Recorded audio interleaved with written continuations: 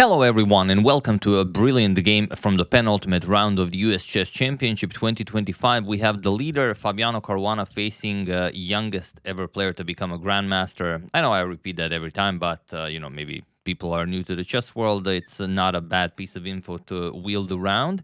Abhimanyu Mishra. And Abhimanyu is an incredible player. He's been playing incredible chess. It's just that in this particular tournament, his results are not stellar. He drew all of his games and lost two of them. So not the best. And I, of course, know that he would very much love to win the event, not just do well. And Fabi, like I said, doing incredible, leading the tournament with a victory in this round. That will put him where he almost always usually is, and that is that he alone decides the outcome of the tournament. In the final round, where he faces Levon Aronian, if he wins the tournament. That's it. And I don't know, I kind of feel that more often than not, Fabi is in that kind of a situation in the final round of any tournament. And before we check out the game, and this one you really will love, I would just like to thank everyone for your support over the past few months. As you guys know, I have partnered with Lotus Chess. And yesterday, I'm happy to inform you that we have passed 100,000 downloads and everyone is loving the app. You can check out the impressions on the store. I don't think it's possible to find a bad review on the app. It's a completely different way to learn openings. If you still don't know, it teaches you how to play fighting chess, how to give up a pawn or two, sometimes even a piece, right from the start to have a great game without actually being lost. So something that in the day of modern engines has been lost, sort of it teaches you how to play fighting chess that Bobby Fischer played or Mikhail Tal played. And I'm loving it. Everyone who tried it loves it. If you guys, want to improve your chess, it's not a bad way to learn. And it also learns from your games. It loads all of your games from Chess or chess.com, and that then it teaches you how to play the things that you already love playing. If you want, if not, you can also learn completely new stuff. So yeah, it's incredible. Try it. First link in the description below. But yeah, getting back to the game, Fabi has the white pieces and opens with pawn to e4. And this is what I love about chess. Mishra, incredible player. He's been playing great chess, but he's just not doing well in the tournament. And now, penultimate round, you have to face Fabi with black. Life is cruel sometimes. We have pawn to c5. He opts for the Sicilian. And here we will go into some 15 moves of known theory. Knight f3, pawn to d6, d4, c captures, knight captures, and knight to f6. We have knight to c3 and pawn to a6. This is the Najdorf variation of the Sicilian, and I always love to say that any move is a move here for white and has a name. The variation has a name.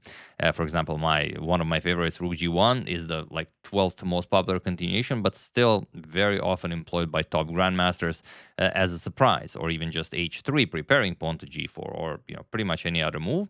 But here Fabi goes for pawn to g3.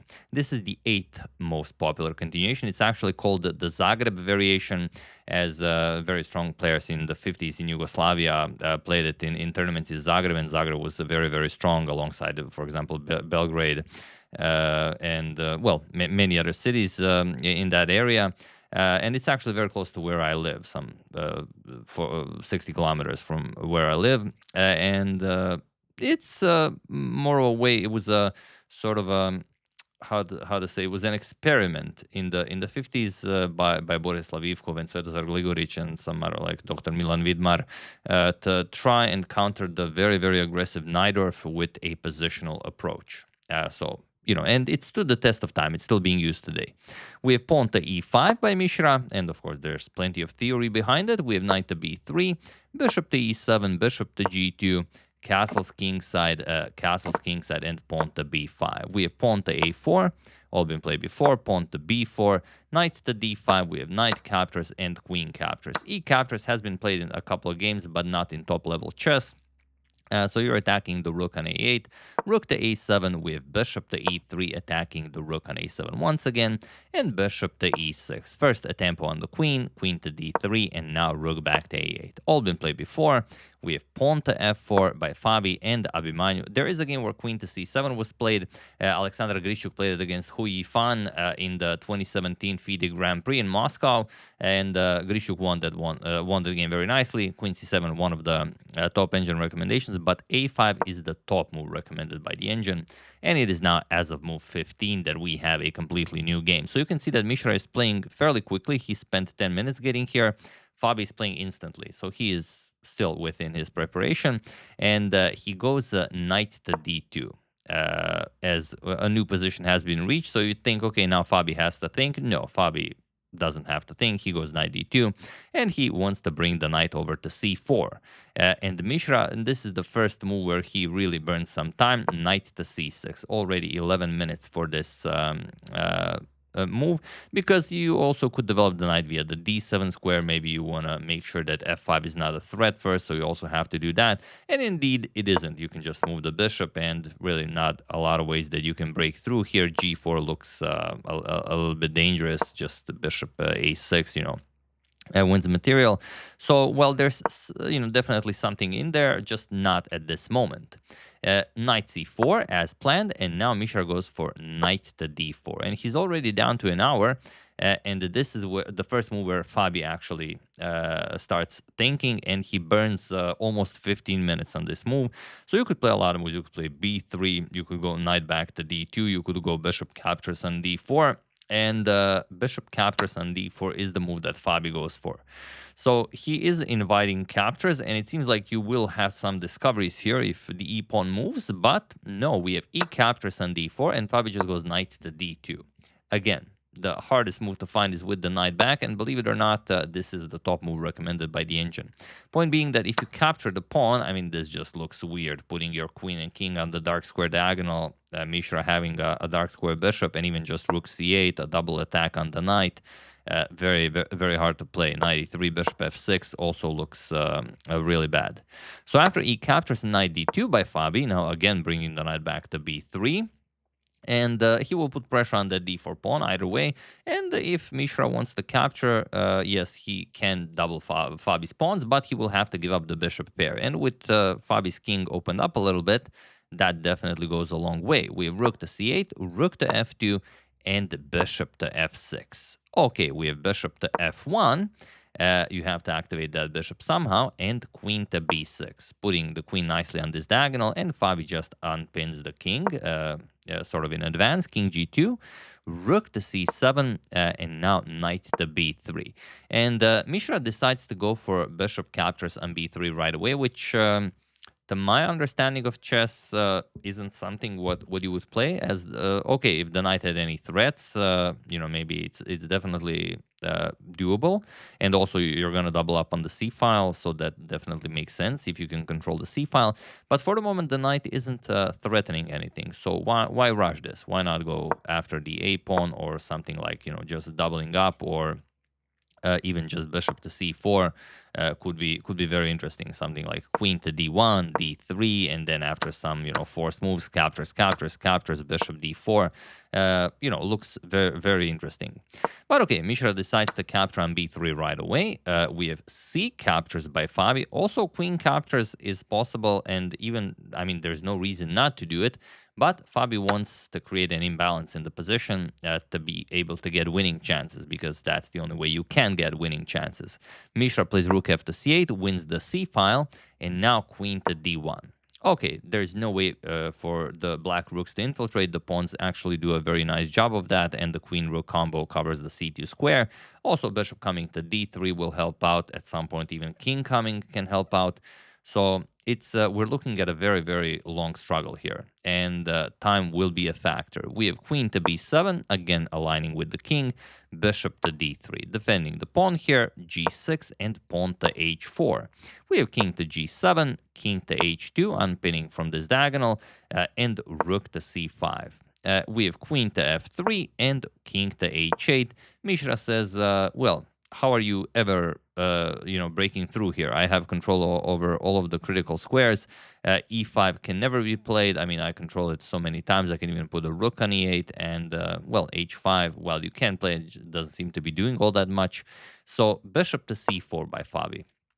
Okay, we have rook to e8 again, saying if you don't have e5, you have nothing. So how is Fabi to make progress here? And they're equal on time. They still have to make 10 more moves to reach time control.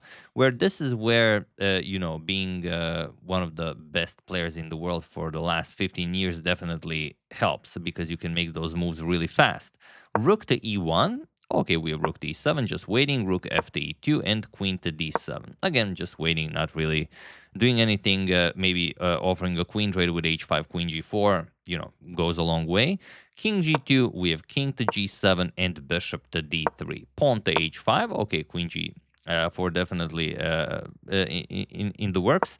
King to h2 and queen to g4. Fabi avoids queen to f1. Still no reason to trade queens. You have to try absolutely everything for your opponent to make a mistake before you go to the next phase of the plan, which is to trade queens. And then you also try and play 50 moves and wait for your opponent to make a mistake. If that doesn't work, you trade off a pair of rooks, then you repeat, then trade off the other rook, you repeat, then you play the king and pawn endgame. And that's just how top level chess works. King to h7, rook f2, and here we have some repeating of the position. Queen d7, bishop to b5, attacks the queen, queen g4, bishop to c4, king to h8, bishop to d3, king g8, and bishop to c4. So no real way for Fabi to break through, and unless he goes for the queen trade. King h8, rook f to e2, king g7, queen f2, and queen back to d7, rook to f1, and queen to g4, rook back to e1, queen to d7, queen to f3, and queen g4. And now if Fabi repeats, we're going to have a draw by threefold repetition. So he decides to trade. Queen captures on g4, but only now when he exploited every other option, and Abhimanyu was reluctant to make a mistake. Okay, captures. We played through this very, very quickly, but we've also reached time control. We're already on move 47, so additional time has been gained. Bishop to d3, and now Fabi has to go to the other part of his plan, which is to go all the way to d2 with the king, and offer a rook trade. That's the only way for you to break through. We have rook e to c7, and Fabi's king starts his journey. King to g2. We have king f8, king to f2, bishop to g7, a waiting move, nothing really. We have king to e2, bishop to f6, king to d2, and rook to e7. Mishra also just waiting. Is there really something here? Rook to e2, bishop to g7, and rook f to e1. We have bishop to f6, bishop to c4, and king to g7. Mishra already waiting, for Fabi to offer a draw. King to d3, we have king to h6, and now rook to f1. Okay, you still have to be very, very careful. e5, f5, those are all possibilities. Even though they don't work with Mishra's 2 minutes on the clock, Fabi is slowly starting to break him. We have bishop to g7, rook f to e1, and bishop to h8. Playing very quickly. King to d2, bishop to g7, and bishop back to d3, rook e to c7, and rook to f1. Mishra playing very quickly, even gaining time as it does come with increment. King to h7 and bishop to c4. We have rook to e7 and now king to d3. So, okay, Mishra is not making mistakes. It's time to go for the other part of the plan. King to h6, we have rook e to e1, and now bishop to f6, rook to c1, and it's time to trade off those rooks. We have rook e to c7, rook to c2. Now Fabi preparing to double up, king to g7, and rook f to c1. Again, like the queen trade, only go for a rook trade once you've exploited every other option and your opponent does not make a mistake. Now, I'm a little bit ashamed to admit this, but watching this game and analyzing it, I felt like, wow, this is Magnus level chess. And then came the next move, and then I said, okay, it's almost Magnus level chess, because here Mishra played king to f8, which is a mistake. And a pretty bad one. I will show you what he should have played, because it's not easy to find here. And with 2 minutes, and with Fabi doubling up, and with you having no idea what is happening, you simply don't find that idea. But how would you punish king to f8? That is the first question of this video. Feel free to pause the video. What do you play here?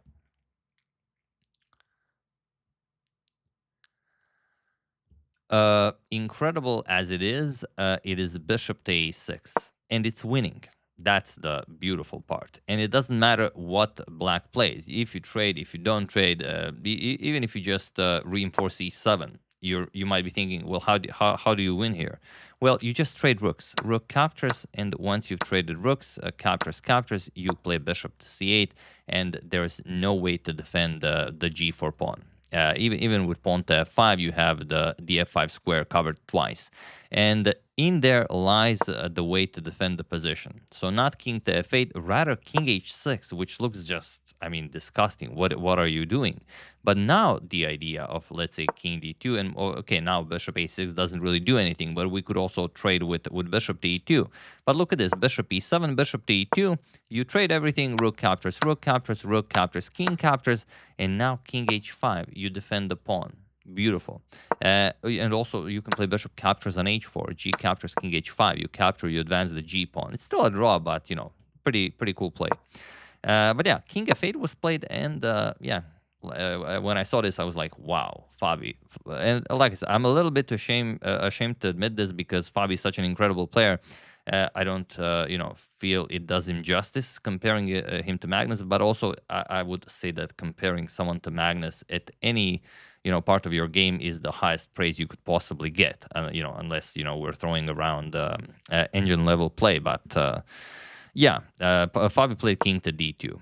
Which still is not easy to deviate from the mistake, but with a move like bishop to d8, you can actually survive, because now at the end of the line, when you trade rooks and you try to go after that pawn, you will be able to defend it with bishop to f5, with pawn to f5, now that the bishop moved from f6.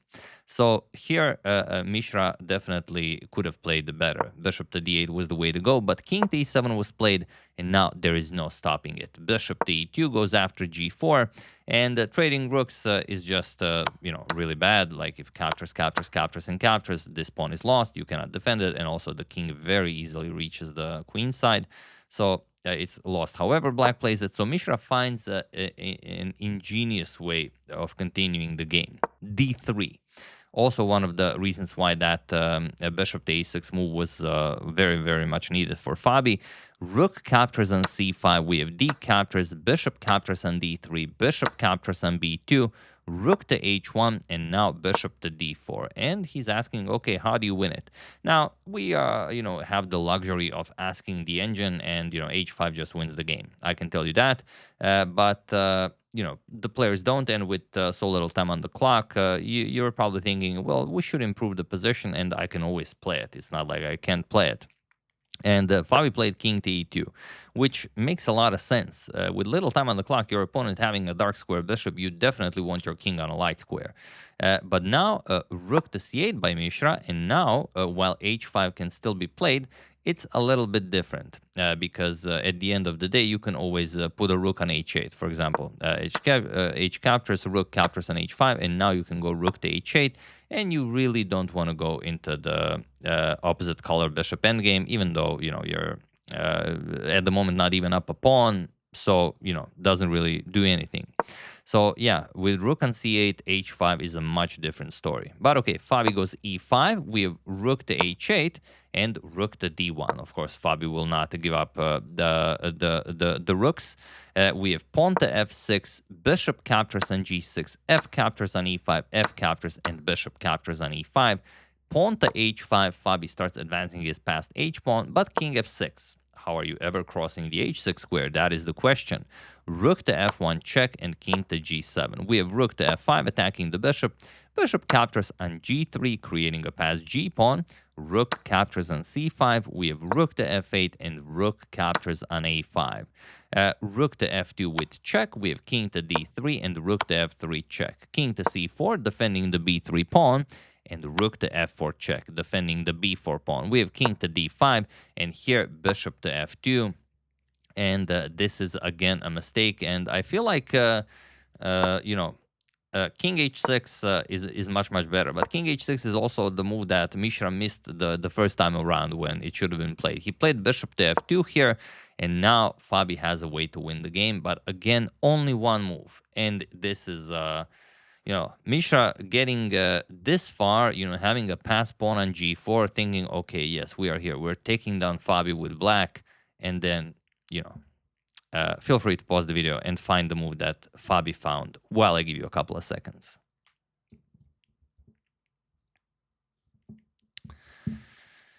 The move is rook to a6, believe it or not. You know, a quiet move, not really threatening anything, but it gets the job done completely. Because now, after pawn to g3, which Mishra played, there's bishop to e4, and the rook on a6 prevents the simple tactic of captures, captures, and g2, promoting the pawn, because now there's a rook g6 check, eliminating the pawn. King h7 captures, and now you have an easily winning endgame. So Mishra, of course, sees this. He plays rook to h4, but now rook to g6 with check, king h7, rook to g4, going after the black rook here. And again, you might be thinking, well, what is this? Can't we just capture the rook? Well, no, you can't, because it's also a discovery from the bishop. And now we have king to h6, rook captures on h4, pawn to g2, a very nice trick by Mishra, winning back the rook, but bishop captures on g2. We have bishop captures on h4, and Mishra actually was able to trade down all the way to a bishop of opposite color endgame. But now with being down 2 pawns, sometimes being up 2 pawns in bishops of opposite color is not enough, but here it is. Bishop to f3, Fabi defends the h5 pawn, bishop to d8, and now king to c5. And he was in this position on move 93, that youngest player ever to become a grandmaster, Abhimanyu Mishra, resigned the game, as there is nothing more to be done here. You can defend for a few more moves, let's say bishop e7, you save the pawn, but after king to c6 and let's say bishop d8, stopping a5, you will simply go king b5, and that's it. You attack it once again, bishop to e7, and now a5, a6, a7, a8, queen, and that's it. That's all there is to win the game. So after king c5, Mishra resigned, and a brilliant, brilliant victory for Fabiano Caruana, putting him all the way, sorry about that, not just in first place, but also in first place with 7.5 points. Clear first ahead of Wesley So, who is on 7 points. So that means Levon Aronian is the only one that can stop Fabi from becoming a 5-time US chess champion and a 4-time in a row US chess champion by beating him in the final round. Let me just check that real quickly so I don't trick you guys, because sometimes it's different. But yeah, Levon will have the white pieces against Fabi in the final round, and Wesley So will have the white pieces against Grigori Oparin. So I think Wesley has excellent chances of defeating Grigori, even though Grigori has been playing incredible chess here. But Wesley with white, I mean, definitely a force to be reckoned with. And I mean, Fabi having black versus Levon, definitely not an easy thing to survive, but you know, Fabi's being incredible here. We'll see what kind of a Levon shows up, whether it's going to be another Fabi tournament, or maybe Wesley will have something else to say. Maybe we'll have a playoff. So yeah, we'll see. We'll know everything tomorrow. So yeah, that's the game. Hope you guys enjoyed it. I don't know, definitely a game I enjoyed really, really immensely. You know, just you know, try everything, exploit every option before you go to the next part of the plan. Then exploit every option. You know, just grind down your opponent, and you know, every little second counts. You know, they lose a minute, it helps. They lose another minute, it helps. And if it takes 100 moves, it takes 100 moves. Here it took 93, but yeah, I mean, almost 100. So yeah, brilliant play by Fabi, something that, I mean, at this point everyone already expects, but also brilliant play by Mishra, who is just not being rewarded for playing extremely well, you know, as his opponents just, you know, play brilliantly. But yeah, really hope you guys enjoyed it. I would like to thank P.A. Bauer, Gerard St. Pierre, Brazos Valley Chess Society, Francesco Corradi, and Uzi Shale for your contribution to my channel. Thank you a lot. I really appreciate it. As usual, you can check 2 of my previous videos here. Thank you for watching, and I will see you soon, continuing to check up on your wonderful suggestions and whatever else happens in the chess world. Thank you all. I will see you soon, and have an excellent rest of your day.